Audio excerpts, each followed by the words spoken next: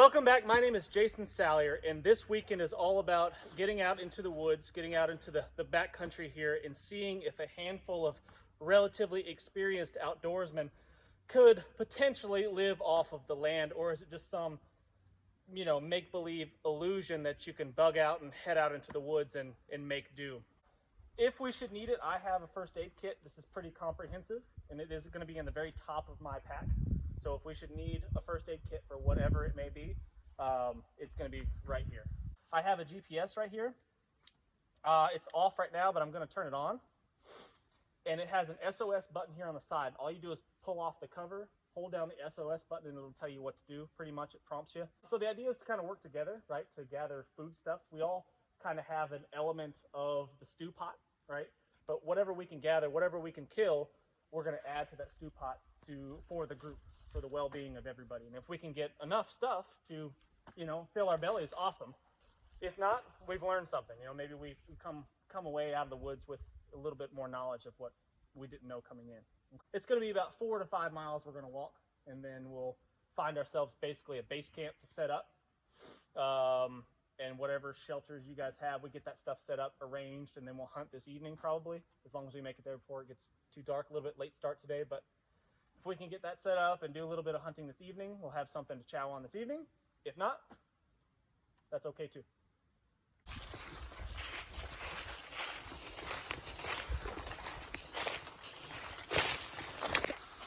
So something else I forgot to mention, fellas, is I don't know about you, but I like to make things competitive.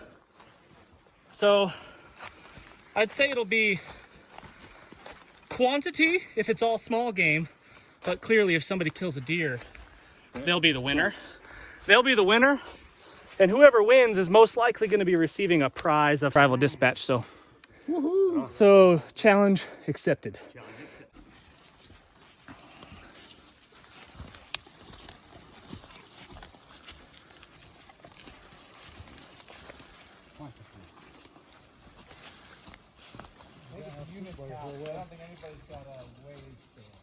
So as we're moving, something that I like to do is collect my fire materials as I go, my tinder sources, because if you wait until you get to your camp, chances are there'll be nothing there, or at least it'll be harder to find. So OJ here is collecting. What are you collecting, OJ? I'm getting some poplar bark. Some tulip poplar bark, nice fuzzy blondish color, and it is about the best tinder in these parts that I've ever found. Rough that up in your hands a little bit for me and show me what it looks like.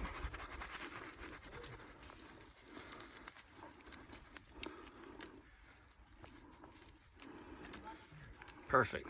And now, that may be a little bit damp. Does it feel damp in your hands? Yeah, it feels damp. Yeah. But what he's probably going to do, if I know him, he's probably going to put it in his pocket.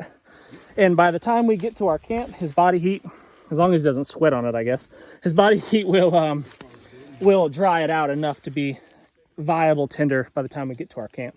The general direction is going to be about 210 or so, 200, 210 degrees. Heading this way, we're going to head into a little hollow. And it'll follow a little water course down.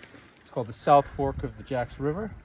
We'll have to cross one road at the bottom, and then we'll kind of veer a little bit to probably 240 degrees, 250 degrees, and hit into a place called the Holler. So from here to there, it's probably no more than 1.5 miles or 2. It's not bad. So I'm into body hardening, so I'm gonna follow real close to you and let that next branch smack me right in the eye. It's like a workout. yeah. You know. Look up in my face.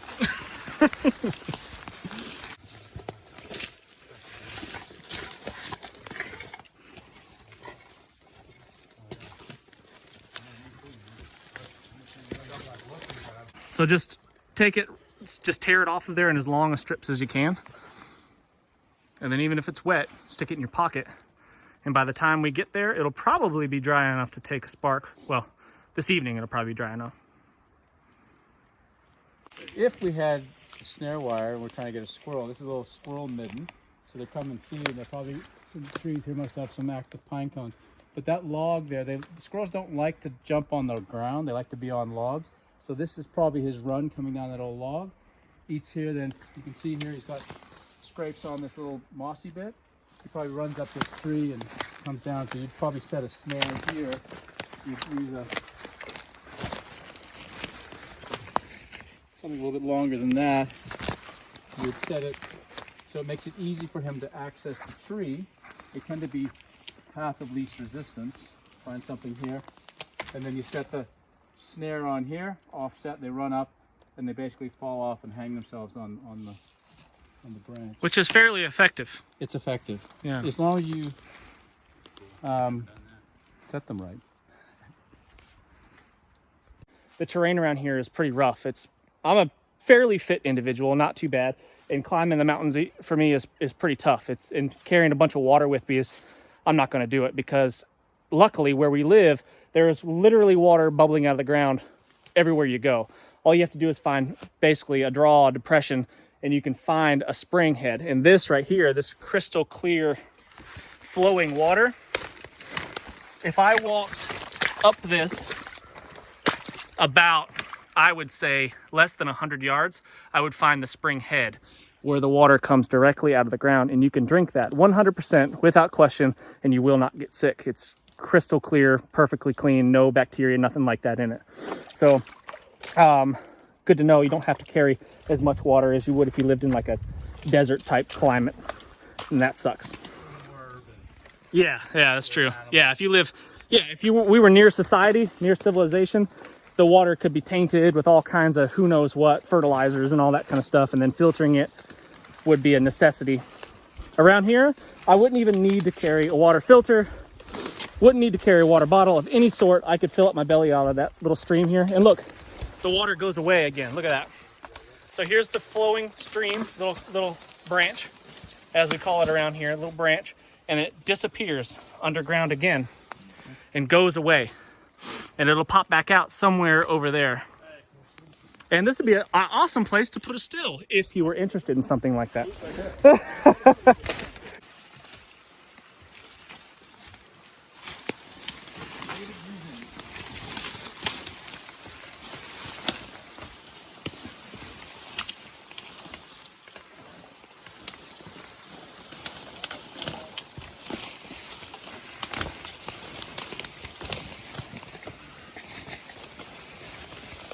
We're pretty close to where I think we're going to make our base camp, and we've got some awesome pig sign in here, so that might be on the menu. There's also some bear sign there. Yeah, some bear sign, scratching on the tree, all kinds of critters. Mm-hmm. So that's good news. You can see the tusk marks down there where they're rubbing their bodies and flicking their heads probably. And this is like well worn. Well worn, huh? Yeah.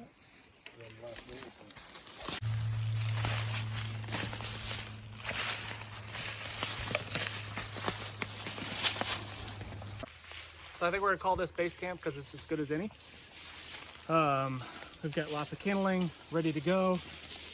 Decent amount of clearing considering where we are. There's not gonna be any clear spots, but we don't need a lot of room. So I think this is gonna be base camp. So we'll get set up, get our hooches all ready to roll, and then we'll spread out a little bit this evening for a little bit of a hunt. See if we can find something for the stew pot. Typically the problem with sleeping bags and hammocks is that you're laying on the fill material. It compresses and it loses its insulation. So you just have your nylon or whatever the material of your hammock and a compressed layer of insulation, which doesn't do you any good. So the solution is either you put a sleeping pad in the hammock, which is additional weight, or you have what they call a bottom quilt that hangs underneath the hammock to give you an insulating layer that's not compressed. And then you have a top quilt or the sleeping bag that gives you your top insulation. So the system I have is a sleeping bag that you thread the hammock through the middle of, so it becomes both your top quilt and bottom quilt, and it can be used as a regular on the ground sleeping bag. Like a cocoon. A cocoon. I am scouting out my place to put my tent. Nice, flat, level surface. Which is easy to find here, right? Yeah. So I've just got a backpacking tent and got a decently flat spot picked out, so just getting my tent set up for that. So this is how much of a girl I am. The Camp Dreamer pillow. It's wonderful. It's the little things in life. You're gonna be sleeping so good. What are you gonna dream about tonight, Nick? Oh man, Like unicorns, maybe, or like? unicorns, hogs coming out at night. I don't know. So Many things. my youngest daughter Sage crawled into bed with me last night because she had a nightmare, and she dreamed that mermaids were trying to eat her. Good dream. So it's a pretty good dream. I love those dreams. So Gregory's camp looks like he's been dropping things as he came in. He's got a trail, a breadcrumb trail in case he gets lost. I can find my way back, man. Come on. So an interesting concept that we're working on this weekend is kind of sharing the workload, and part of sharing the workload is carrying tools into the woods here. There's no need for all of us to carry a saw, an axe, and whatever else tools that we might need. We can distribute that stuff evenly amongst us, and that way we lighten the load for everyone, and we can share those tools. There's no need for 3 axes to be in camp, although that does sound like a good time.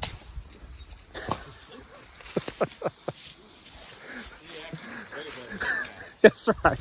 Yeah. Everybody knows that. Unless we're talking about guns. Right. There's no such thing as too many guns.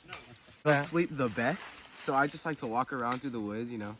You don't sleep well at night at home, or you just don't sleep well at night in the woods? In general. Oh, okay. Yeah. Because I've been camping with this big guy behind me before, and he is a bit restless in the evening. He'll probably be up poking the fire at night. Yeah. Which is fine. Just don't sleep. Yeah. Party time. Nick has a steady diet of caffeine coursing through his veins at all times. I like Red Bull. I like it. There we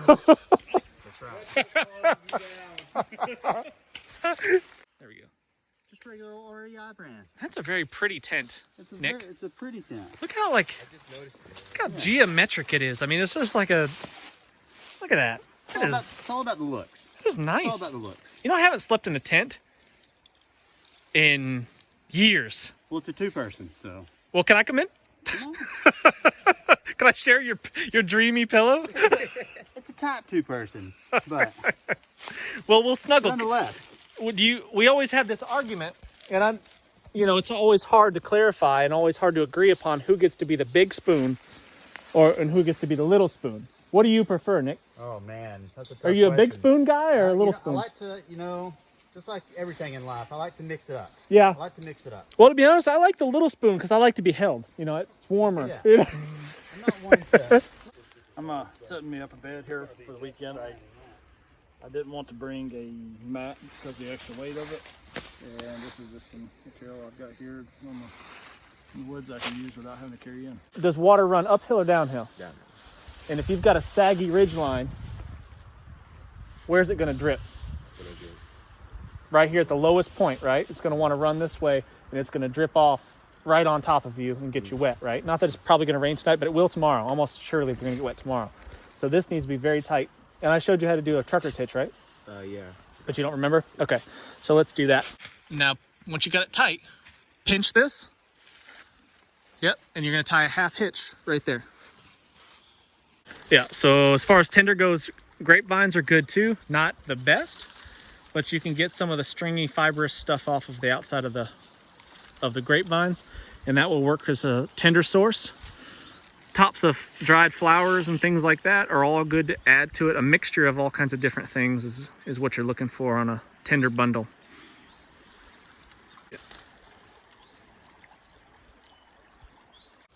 Favorite piece of gear, made with love from my friends.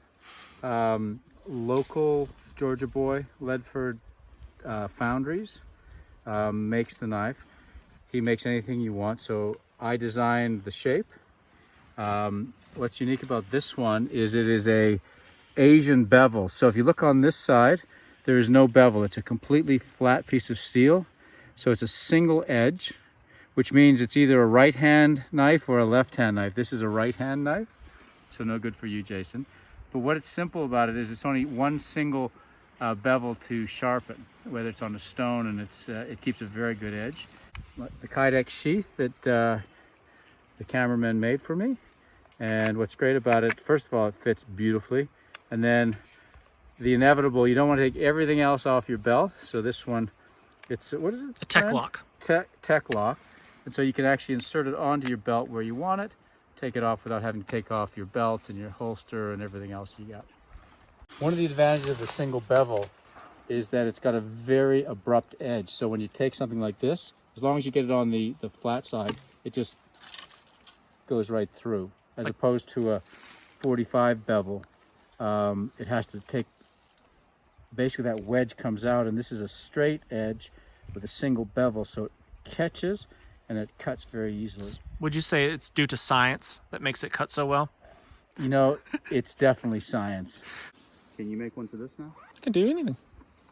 I want one Listen, made there's for this. something. Nick and I go way back, right? So we're buddies from college, right? We've known each other a long time, when we've been recently reunited, and it's I'd say it's been pretty great so far. Yeah. But what Nick doesn't know is that there's, apparently he's forgotten, there's nothing that I can't do. Okay, you need to know that. I'm starting to remember. It's all coming back. So this is Jason's kind of finished up hooch. It looks like he went with the natural bedding, which is awesome, totally fantastic, and works just as well as an inflatable mattress would if it's done correctly. It just takes time and effort to do, but you don't have to carry it, so that's the benefit. Looks like he's got a green patrol bag inside of a bivvy, the Gore-Tex bivvy sack, which is similar to what I'm doing, and he's going to be sleeping on a mylar coated what do you call this? Casually. Grabber blanket, yeah. Green on one side and mylar on the other, so that should keep him nice and cozy. Oh yeah. Is that good? Oh yeah, I'm up on the ground a bunch. Toasty. Yeah, so with that mattress that he's made, I don't know if you can tell on the camera, but he is, I don't know, I would say 6-8 inches off of the ground because of that mattress that he's done, and because he used those bigger sticks at the initial stage of the build. Those sticks are never going to compress down. He'll never ever touch the ground, and he's got the soft boughs to lay on the white pine boughs, and he should be nice and cozy and warm. Oh yes. That's right. Mini hands. Look how tidy all that is. It looks so good. And these guys know what they're doing. See, here's what's happening. They've set up a nice base of dry kindling on the bottom, so the fire's not getting started on the wet, cold ground, which is good. They've got a really good pile of smalls here. Really, really teeny tiny dry kindling that I'm guessing they plucked off of this eastern hemlock here. And then we've got some little bit bigger kindling, and then some larger fuels, and then we've got some mucho grande fuels, and we'll start gathering some more of that.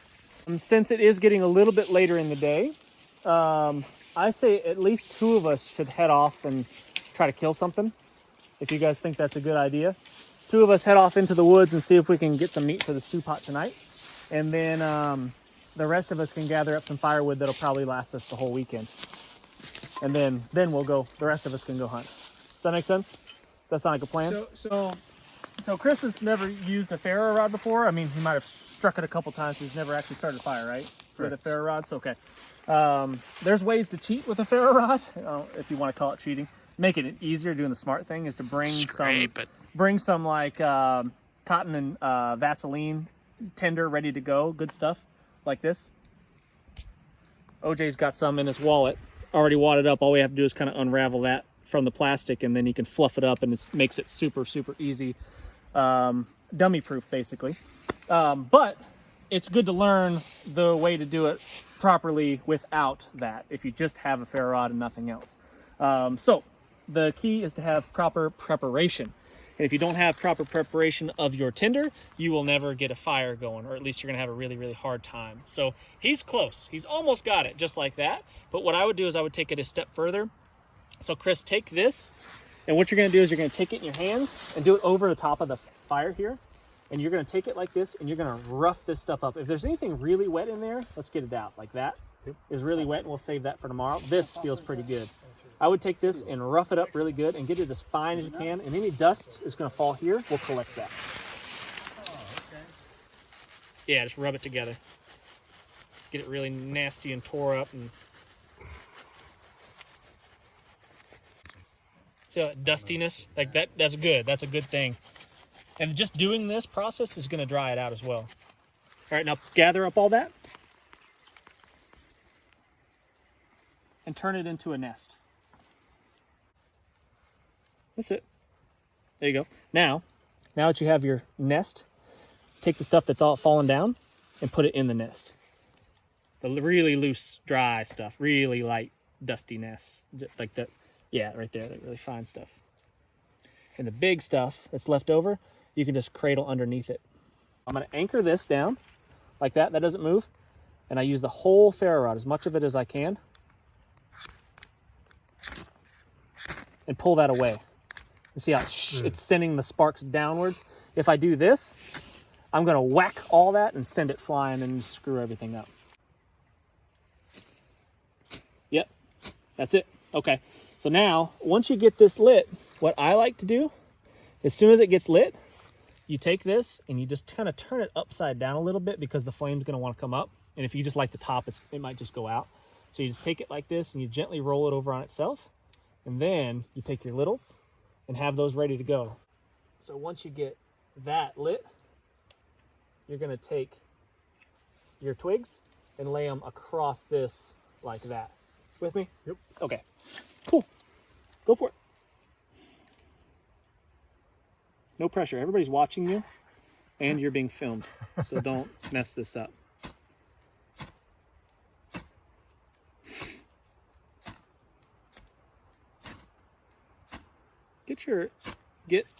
Get in there on it. You anchor it, put this hand down on top of it basically. Yeah, right there. Yeah. There you go. Turn it upside down. Gently, take your time, don't rush. Turn it upside down and put it against your log. There you go. Take your time, take your sticks and slowly start bringing them there. Put them on top. Just lay them on there, gently. Yep. Grab another handful. Put it on top. Yep. Give it a little air. Blow on it.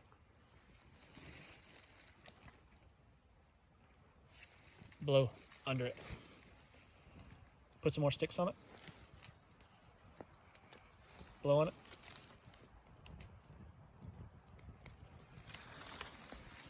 Put some more sticks. Keep them coming. You're good now. There you go. Put them all on there. There you go. Got it. Good. And then now you can start putting... Way too easy, Dude, way too easy. And now you can start putting the bigger fuel on it. You're good to go. We have fire. Success. Apples. The old apple tree. Make some applesauce to go with a squirrel tonight. Nice. That's a Or good... maybe roast pig with some apple. What a score. I bet they're super Clean 'em up. sour. Oh, they'll be sour, but Let's try one.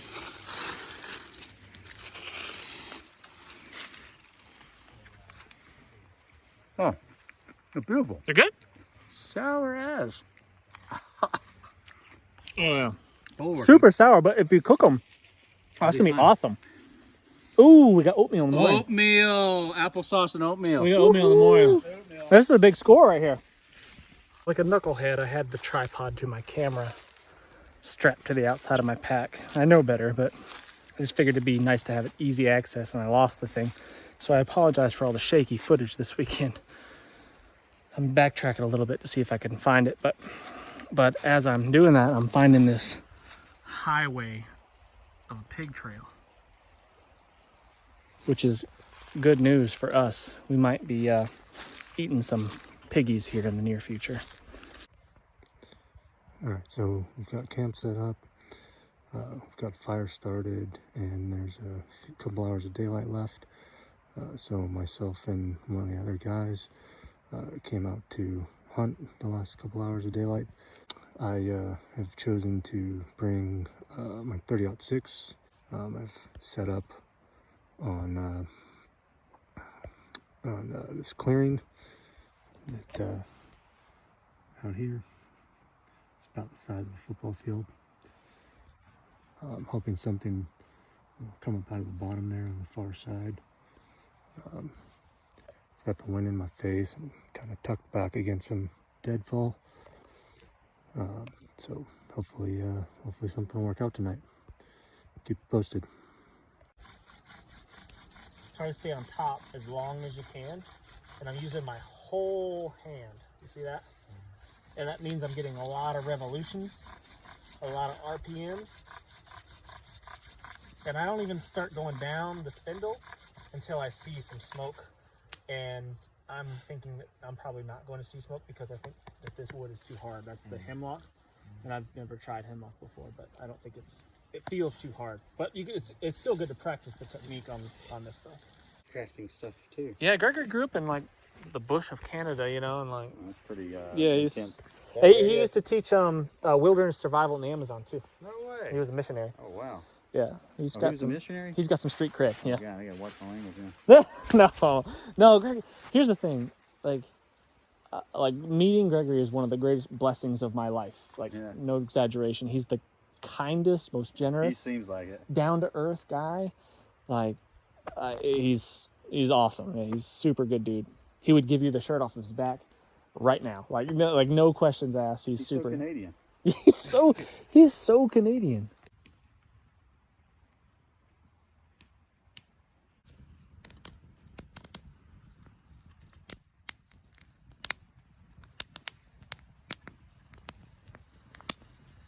Hi guys, I'm just trying to set up for the evening hunt.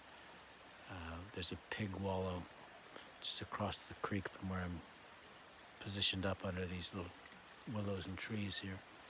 And I'm hoping that as the sun gets close to setting, they'll come in here for a drink or a little bit of a run in the mud, and I can pick a pig up pretty close range with the 22. All right, camp is all set up. So I came out for the last couple hours of daylight. I'm sitting on the hillside here overlooking the river bottom.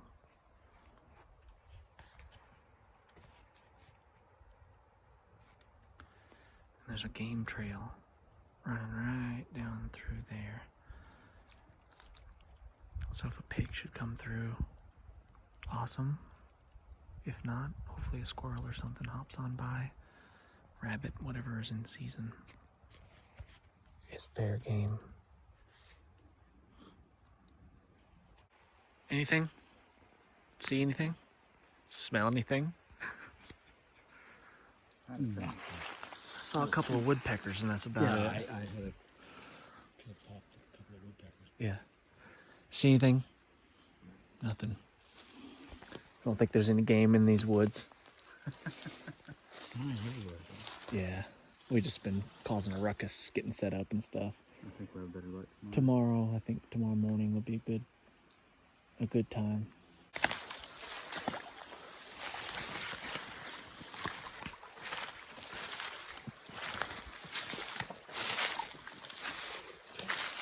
No meat going in the pot tonight, but we do have some lentils, some rice, some dried veggies and whatnot, and we'll have ourselves at least something hot to put in the belly. Tomorrow is going to be more promising, I think. High hopes? I hope so. I don't know, it's going to rain, so we'll see. It is going to rain. Yeah, there's that.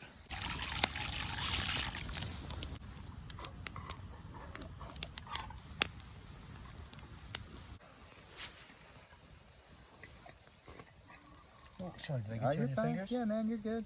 Sorry, dude. No, don't worry about it. Only toughens me up. Nick likes that kind of stuff. Good. So what do you guys think the reality of, let's make this for real. Let's say that we had to be out here for whatever reason. Name it. Doesn't matter. Biker, zombie, pirates. Doesn't matter. If we had to come out here, and let's say that was our plan, is to live off of the land. How, as of now, how realistic do you think that is? Listen, I think it's certainly realistic, but it's a lot harder to get protein out of the woods than Not easy. And in the wintertime, what are you going to eat as far as carbohydrates, vegetables out here? Well, those apples is all we got. We found a few really, really tart apples, right? And that's pretty much the the extent of it. You won't get scurvy anyways. Yeah, there you go. There is that. That's the bright side. Like all the mushrooms and like the hens of the Chicken of the woods. chicken of the woods and stuff, that's all been froze off. It's gone. So. Yeah, as of Maybe some roots or something. yeah, there, you might find some like tuber type stuff. Probably not. You can eat the inner bark of white pine. You can make pine needle tea. Yep, they're like this little guy right here. Pine needle tea, that's That makes you feel great. So if you could find some acorns that are not rotten at this late in the game, that would be a thing that you could maybe get down to get the tannins out of it and maybe eventually eat that. Yeah, but as far as that goes, that's pretty much the limit of what we can do as far as plants, and that's it's almost nothing. We could have a crack in the river if you were trying to take I did see a undersized crawfish. fish. Yeah, and that's another good point. So we are following all of the laws. We're abiding by all the hunting regulations, if possible, if that's even possible to follow all of the laws. It's very complex and easy to break them, but we're trying to abide by all the laws, and that's why we're not even attempting any fishing, because we would need to catch an 18-inch trout out of this small stream to be legal. We wouldn't be able to keep it if anything under 18 inches, and that's just not going to happen. There may be a 6-incher, something like that, but that's pretty much it. So that's why we're not fishing. But if legality wasn't an issue, we would catch and shoot and eat pretty much everything that we saw moving. But even with that said, it's some hungry times if we had to do this for real. Yeah, better to take rations. Take some chow.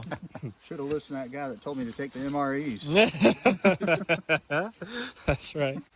Well, I think that goes back to your point, right? It's good to learn a lot of these bushcrafts and things of that nature, because first of all it's fun. It's I think it's a little bit cerebral, and it's good in that sense. But how much better is it just to be properly equipped? Absolutely. Yeah. Yeah. Fire planning, right? Yeah. Yeah, I mean, all the survival type stuff is to keep you from dying in the short term, right? It's not long-term solutions to real deal problems. But like I was saying before, I know for a fact, at least for me, I've got about 2 weeks that I could spend out here living like this before I get so calorie deficient that I just can't do the daily tasks anymore, like gathering the firewood and just whatever the chores may be. Just going down to the creek to get your water and boil it and get all that stuff squared away. Like that just becomes such a ginormous mountain of a task when you haven't eaten really anything. And you got about 2 weeks to figure that out. And that's kind of my window. I know that. Some guys could go longer maybe and still be functional, but not a lot longer. Being productive and starving to death. Really different things. Yeah. Being functional and able to go do the daily things I'm takes about calories. 6 hours, and then I I just get really cranky. grumpy. Yeah, you get grumpy and need a nap. I enjoy doing this stuff. I don't know why. Why do I enjoy doing this? I enjoy being outside. I enjoy the outdoors, and I love hunting and fishing and camping and practicing survival skills and things. But putting my finger on exactly why I like doing it, I'm not sure. It feels like I need to do this type of thing.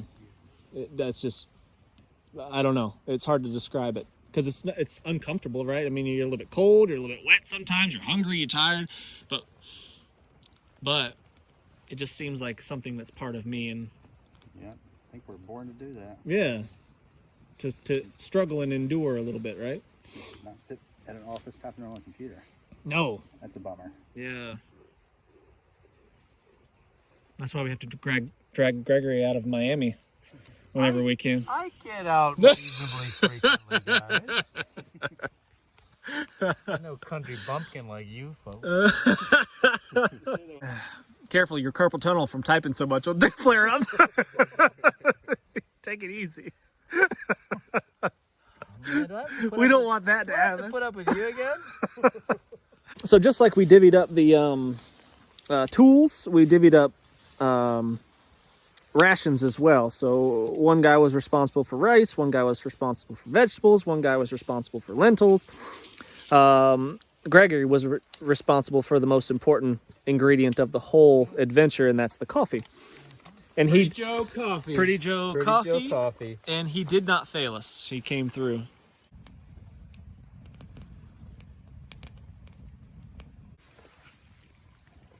We're gonna eat pretty good even without meat, I think. That looks awesome. Last man. Get yours out there, though. Yeah, that's true. So definitely you two go super early, get set up before dawn. That's about 7. Yeah, you can see. You can see just before 7. Yeah. Probably need to be on your standby. I would say 6. 6:45. Yeah, 6:30 would be a good time to be there.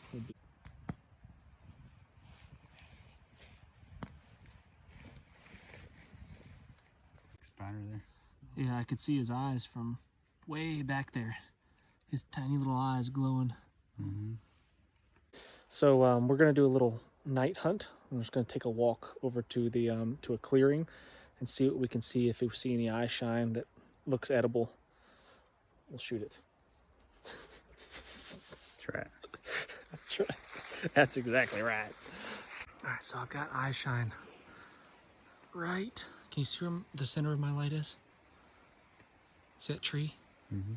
Right at the base of it. There's a critter right there. That's where I saw it go. Yeah, you're pointing your gun right at it. Right where it was, anyway. Might have a little den or burrow right there. No, I saw an eye shine.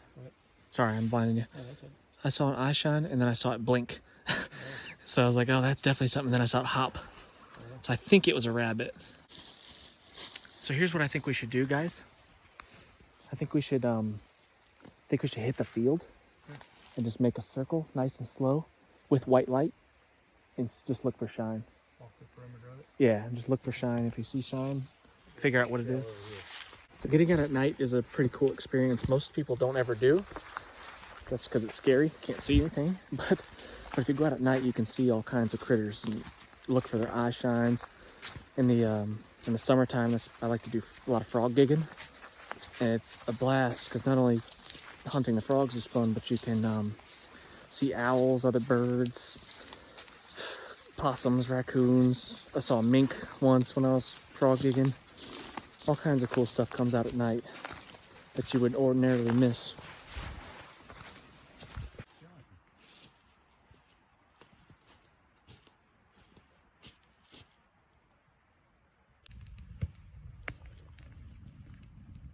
Tomorrow, if you guys don't mind, film a little, even if it's just like 10 seconds of you saying, this is fun. This is fun. Yeah. I'm having a really good time. Bye.